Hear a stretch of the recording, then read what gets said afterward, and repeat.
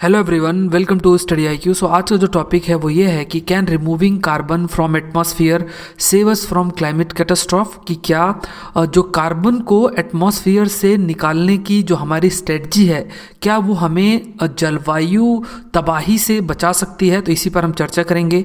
अभी जो हमारी स्ट्रेटजी है वो ये है कि एटमॉस्फेयर में जो भी कार्बन प्रेजेंट है उसको रिमूव किया जाए, और ये जो कार्बन प्रेजेंट है अलग अलग ग्रीन हाउस गैसेस के फॉर्म में प्रेजेंट है। कार्बन डाइऑक्साइड है, कार्बन मोनोऑक्साइड है, अलग अलग ग्रीन हाउस गैसेस प्रेजेंट है। और ये जो ग्रीन हाउस गैसेस होती हैं ये रिस्पॉन्सिबल है ग्लोबल वार्मिंग के लिए। तो हमारा ये मानना है कि अगर एटमॉस्फेयर से इस कार्बन को रिमूव कर दिया जाए तो ग्लोबल वार्मिंग कम होगी और जो ये जलवायु तबाही है इसको रोका जा सकता है। तो इसी स्ट्रेटजी पर हम चर्चा करेंगे। This video is presented by me, my name is Saurabh Pandey.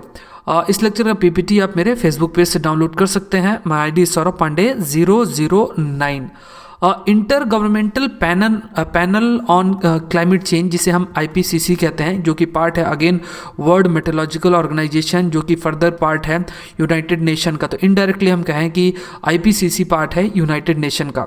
तो ये जो inter governmental panel on climate change है, इसका काम क्या होता है कि जो भी रिसर्च अलग अलग रिसर्च जो होती हैं क्लाइमेट से रिलेटेड, उसकी एक समरी रिपोर्ट बनाई जाए और फिर जो अलग अलग देश हैं उनसे शेयर की जाए, क्योंकि यूनाइटेड नेशन के सभी पार्ट हैं।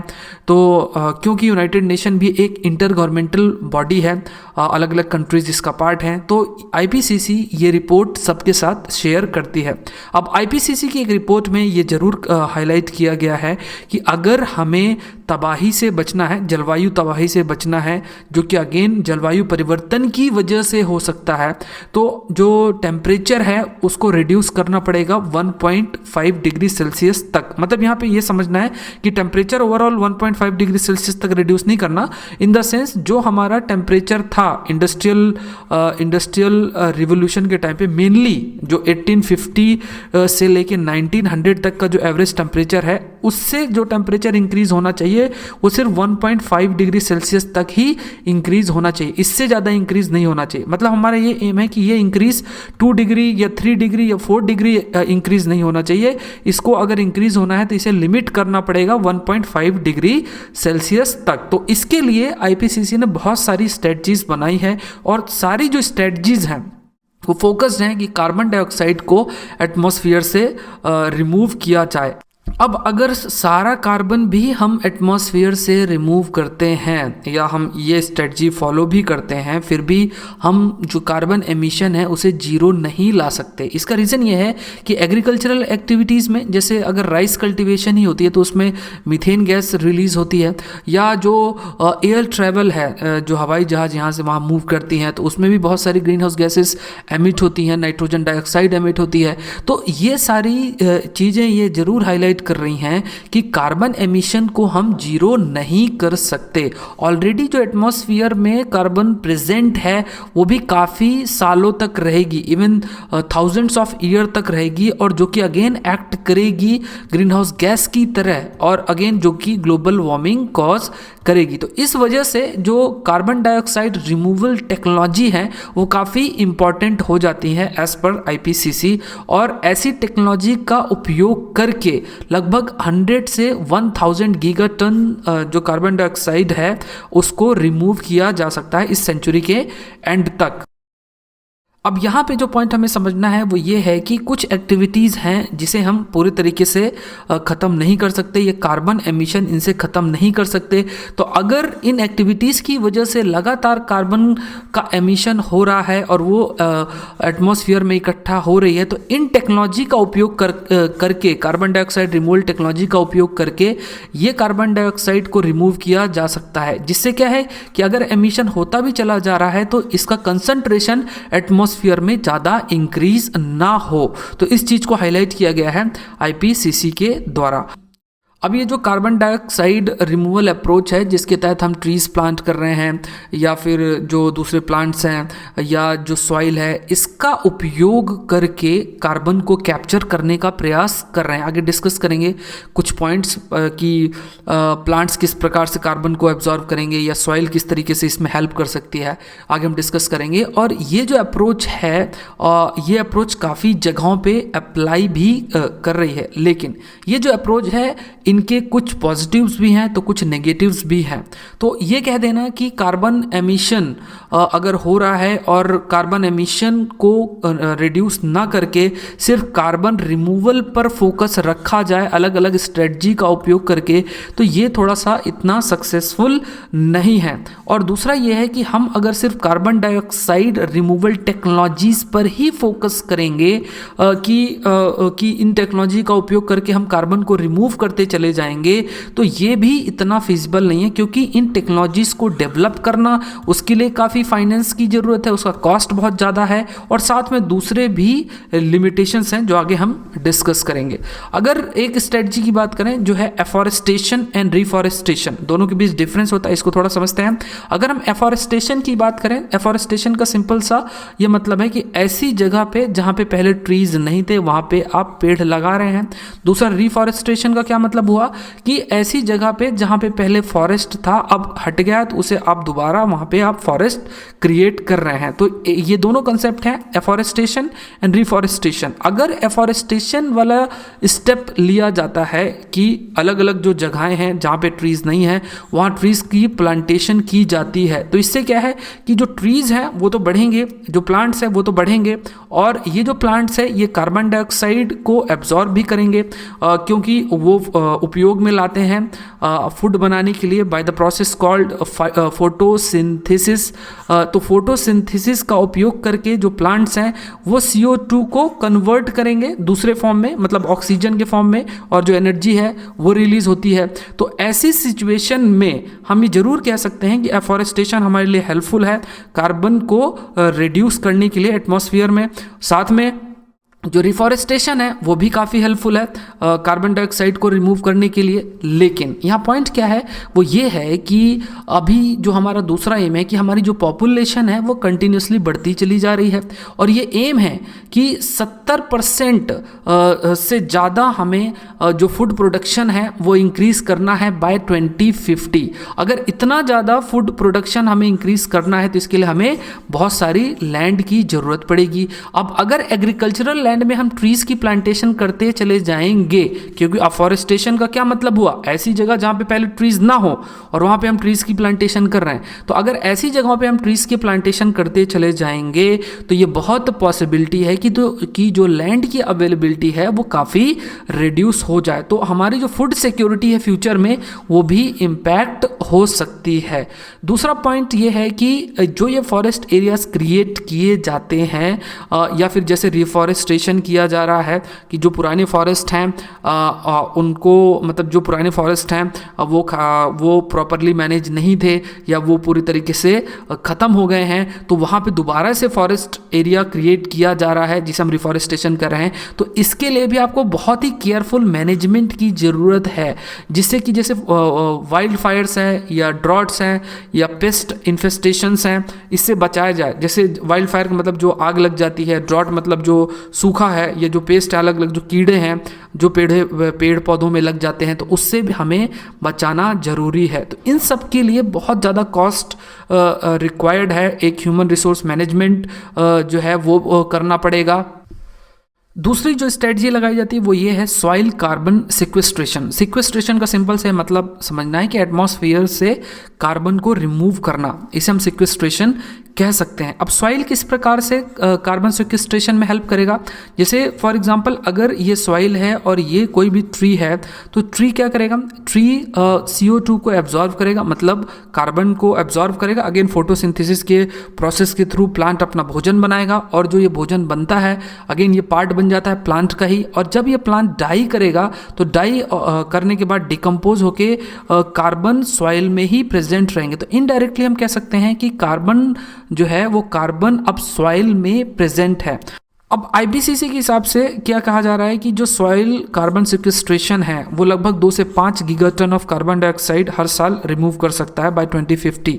लेकिन जो वर्ल्ड के पावर प्लांट है, जो अलग अलग पावर प्लांट्स है जिनसे एनर्जी प्रोड्यूस की जाती है, वो लगभग 32.5 गीगाटन ऑफ CO2 उन्होंने प्रोड्यूस किया 2017 में ही।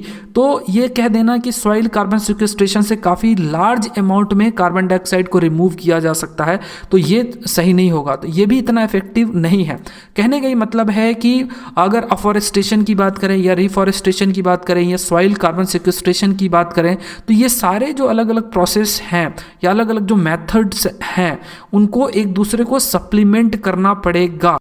अब दूसरा पॉइंट ये है कि सॉइल की अगर बात करें तो सॉइल ज़रूर कार्बन को काफ़ी टाइम तक स्टोर कर सकता है, लेकिन कुछ टाइम बाद क्या है, सैचुरेट भी हो जाती है सॉइल।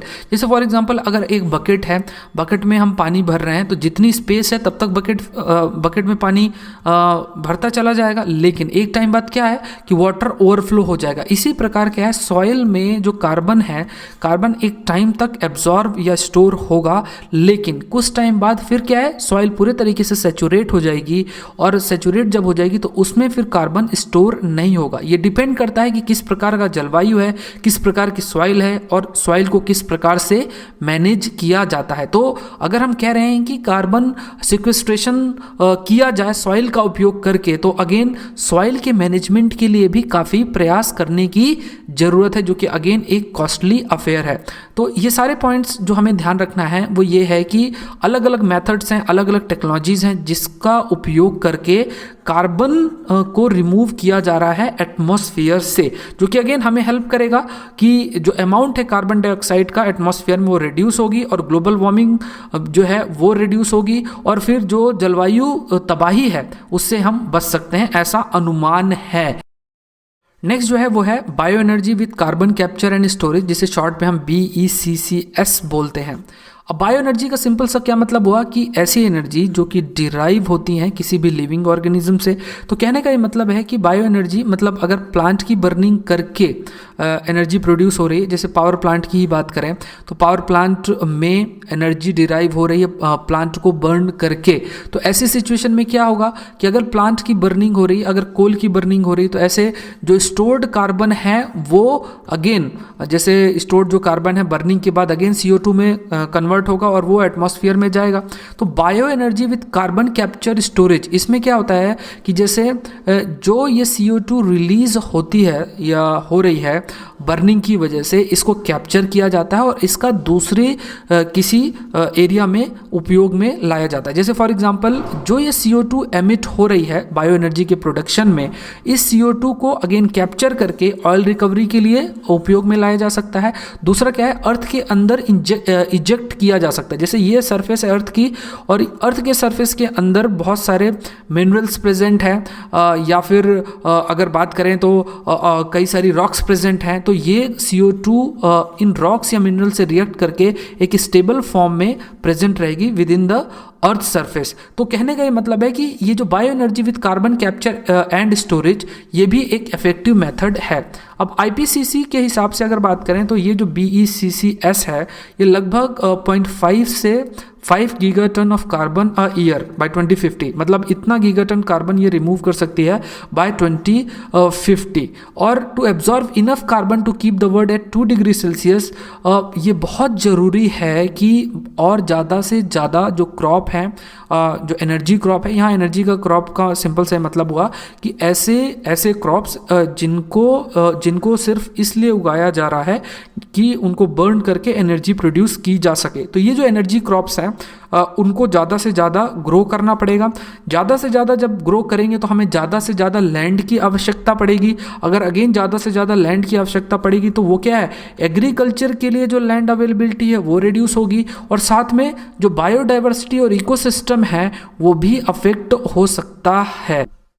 क्योंकि ये जो एनर्जी क्रॉप्स हैं जिस भी लैंड एरिया में ग्रो की जाएंगी तो उस एरिया में जो प्लांट्स प्रेजेंट है उन्हें हटाया जाएगा, जो दूसरे जो छोटे एनिमल्स प्रेजेंट है वो भी रिमूव होंगे। तो इन जनरल हम कह सकते हैं कि बायोडाइवर्सिटी और इकोसिस्टम अफेक्ट होगा। साथ में जब ये एनर्जी क्रॉप्स ग्रो की जाएंगी तो कहने का ये मतलब है कि बहुत सारी ग्रीन हाउस गैसेस भी प्रोड्यूस होंगी, जैसे मीथेन भी प्रोड्यूस होगी, और साथ में जो फर्टिलाइज़र का उपयोग है उससे भी कई सारी जो ग्रीन हाउस गैसेस हैं वो एमिट होंगी। अब अगर बात करें कि क्या ये जो कार्बन डाइऑक्साइड रिमूवल की जो अलग अलग जो स्ट्रेटजीज़ हैं जो अभी हमने डिस्कस की, क्या ये इतनी ज़्यादा फिजिबल है? ज़रूर फिजिबल है, एक लेवल तक फिजिबल है, लेकिन बहुत सारी ऐसी अनसर्टेनिटीज़ हैं, कॉस्ट से रिलेटेड, टेक्नोलॉजी से रिलेटेड, किस प्रकार से ये इम्प्लीमेंट होंगी, साथ में इसका क्या एनवायरमेंटल इम्पैक्ट होगा। इस वजह से ये जो CDR टेक्नोलॉजीज़ हैं ये कहा जाता है ये इतनी इफेक्टिव नहीं है। अगर हमें क्लाइमेट चेंज को रोकना है या जलवायु तबाही से अगर हमें बचना है तो दूसरी जो अल्टरनेटिव मेथड्स हैं या वेज हैं उसे भी हमें ऑप्ट करना पड़ेगा। जैसे फॉर एग्जांपल फॉसिल फ्यूल्स या पेट्रोल डीजल इनका उपयोग ना करके रिन्यूएबल एनर्जी ऑप्शंस की तरफ हमें मूव करना चाहिए। जो गाड़ियां पेट्रोल डीजल से रन हो रही हैं उनको इलेक्ट्रीफाई करने की ज़रूरत है। तो इन सारी चीज़ों से क्या है कि जो एमिशन है वो काफ़ी रिड्यूस हो सकता है। तो इन मेथड का उपयोग करें, अच्छी बात है। इससे जो कार्बन रिमूव एटमॉस्फेयर से होगा, ज़रूर होगा, लेकिन इनके अलावा भी ये कुछ जो मेथड्स हैं वो भी इम्प्लीमेंट करने की ज़रूरत है। दूसरा पॉइंट अगर बात करें, जैसे फॉर एग्जांपल कई सारी जो स्टडीज़ हैं जिन्होंने ये हाईलाइट किया है कि अगर ट्रीज़ की प्लांटिंग हो रही है या ग्रासलैंड का प्रॉपर मैनेजमेंट हो रहा है, एग्रीकल्चर लैंड्स का प्रॉपर मैनेजमेंट हो रहा है, वेटलैंड्स का प्रॉपर मैनेजमेंट हो रहा है, तो क्या है कि इवन यूएसए का जो annual green house gas emission है वो लगभग वो रिड्यूस हो सकती है बाय 21%। ये कहने का मतलब है कि अगर एक्स गीगाटन कार्बन डाइऑक्साइड या कार्बन प्रोड्यूस हो रहा है हर साल यूएसए में, तो ये रिड्यूस हो जाएगा बाय 21% अगर इनको प्रॉपरली मैनेज किया जाएगा। तो आप अलग अलग जो स्ट्रेटजीज़ हैं उनको ऑप्ट करें। प्रॉपर जो नेचुरल इकोसिस्टम है, नेचर का जो इकोसिस्टम है उसको प्रॉपरली मैनेज किया जाए। इसके अलावा कुछ पॉलिसी लेवल पे भी चेंज लाने की बात कही जाती है कि जो कार्बन टैक्स जैसे कुछ ऑप्शंस भी लगाया जा सकता है। जैसे फॉर एग्जांपल पेट्रोलियम है, पेट्रोलियम के ऊपर कार्बन टैक्स लगाएं, तो अगर कार्बन टैक्स लगाएंगे तो पेट्रोल का जो प्राइस है वो बढ़ जाएगा। अगर पेट्रोल का प्राइस बढ़ेगा तो जो कंजम्पशन है वो थोड़ा रिड्यूस होगा। तो इस प्रकार से अलग अलग जो स्ट्रेटजीज़ हैं वो ऑप्ट की जा सकती हैं। सिर्फ हम डिपेंडेंट रहें कि जो एटमॉस्फेयर में कार्बन है उसी को सिर्फ रिमूव करके हम जलवायु तबाही से बच सकते हैं, तो ये एक इतना इफेक्टिव सोच नहीं है, या फिर ये कहा जाए कि ये इतनी इफेक्टिव स्ट्रेटजी नहीं है। ज़रूरत यह है कि एक होलिस्टिक अप्रोच लेकर आया जाए जिसमें कार्बन रिमूवल एक पार्ट हो और इसके अलावा जो पैरेलल में कुछ दूसरे एस्पेक्ट जैसे जो नेचुरल इकोसिस्टम है उनको मैनेज करना, पॉलिसी लेवल में कुछ चेंजेस लेकर आना, ये सारे जब ये स्टेप्स लिए जाएंगे तो हम ये ज़रूर कह सकते हैं कि हम जलवायु परिवर्तन से लड़ सकते हैं। अगर बात की जाए यूपीएससी की, तो अगर आप यूपीएससी की तैयारी कर रहे हैं तो अगेन ये टॉपिक आपके जीएस पेपर 3 के लिए काफ़ी इंपॉर्टेंट है under section environment. I hope ये वीडियो लेक्चर आपके लिए हेल्पफुल होगा। Thank you for watching the video.